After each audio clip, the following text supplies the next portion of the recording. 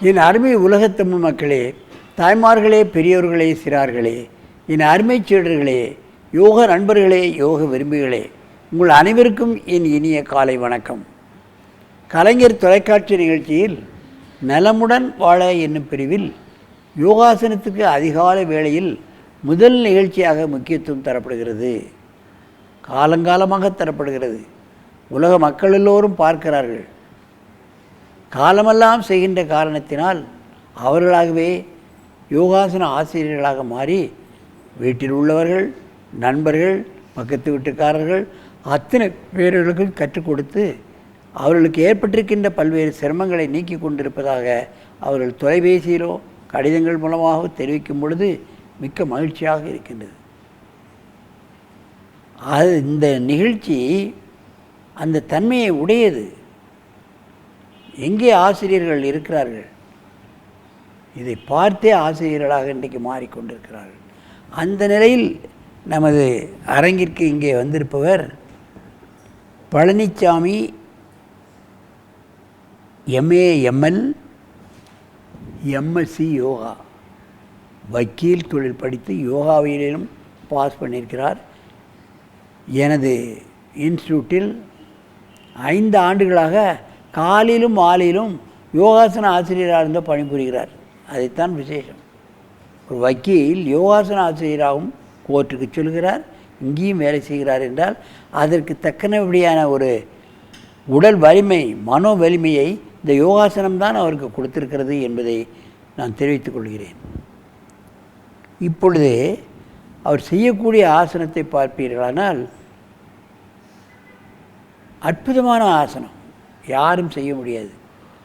நோய்கள் எங்கே அதிகமாக வருகிறது? வயிற்றிலிருந்து தான் ஆரம்பமாகுது. அங்கே நிறைய கருவிகள் இருக்கிறது. சிறுகுடல், பெருங்குடல், கல்லீரல், மண்ணீரல், கணையம், கிட்னி, பேங்க்ரியாஸ், எத்தனையோ உறுப்புகள். அவைகளுக்கு ஒவ்வொரு உறுப்புகளுக்கும் ஒரு டாக்டர் வந்துட்டாங்க. இப்போ கிட்னிக்கு ஒரு டாக்டர், பேங்க்ரியாஸ்க்கு ஒரு டாக்டர், பெருங்குடலுக்கு ஒன்று, சிறுகுடலுக்கு ஒன்று. ஆகவே இவைகளில் எந்த பிரச்சனையும் வராமல் இருக்க வேண்டுமானால் அவர் செய்யக்கூடிய அற்புதமான ஆசனங்களை நாம் சிறுவயது முதலே செய்ய வேண்டும். என் அருமை சீடர் பழனிசாமி அவர்களே, நீங்கள் ஊட்டியானா பந்தா நவலி கிரியாவை செய்து காட்டுங்கள்.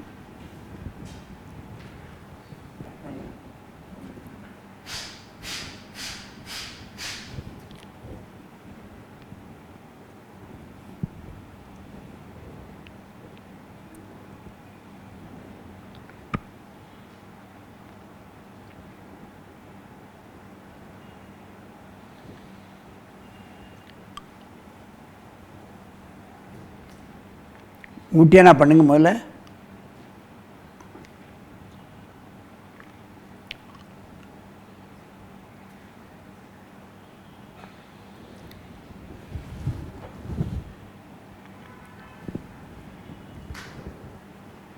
வயிற்றை கைவசம் கொண்டு வருவது என்பது கடினம். அது அன்கண்ட்ரோலபிள் பார்ட்ஸ், அதை கண்ட்ரோலுக்கு கொண்டு வருவது தான் இது. ஜீரண கருவிகள் அத்தனையும் சரியாக இயங்கும். காலையில் எழுந்தவுடன் 2 கிளாஸ் தண்ணீர் குடித்தால் தண்ணீராகவே மலம் போய்விடும்.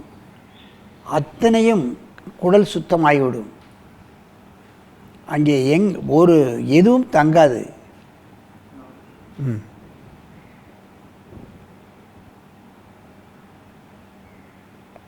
நவுலி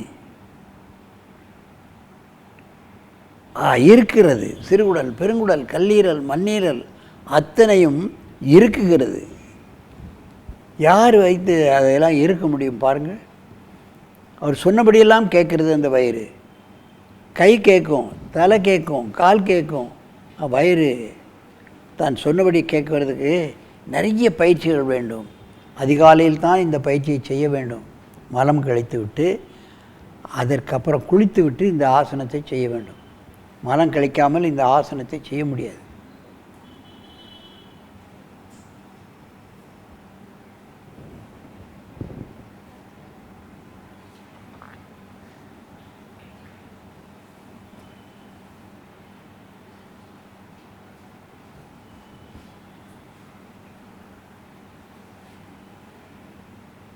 ஆதி காலத்தில் முனிவர்கள்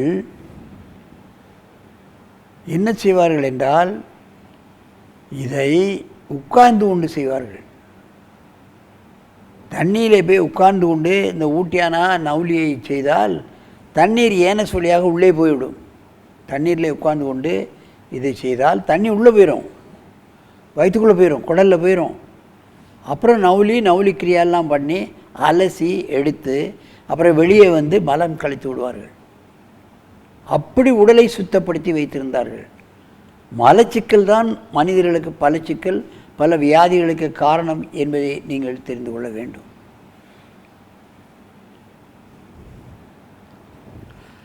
ஆரம்ப கட்டத்தில் ஊட்டியானா பண்ண வேண்டும்.